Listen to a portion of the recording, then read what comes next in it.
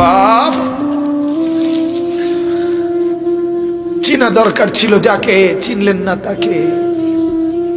হায় যুবক, বন্ধুকে চিনলা না,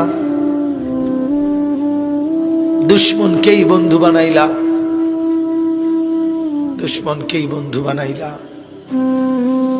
আপন বন্ধু যিনি তাকে চিনলা না, দুশ্মনকেই গ্রহণ করলা। চেহারায়, সুরতে, চলনে বলনে, আচারে উচ্চারণে বেঈমান যেভাবে সাজায় দেয়, তুমি তাকেই গ্রহণ করলা।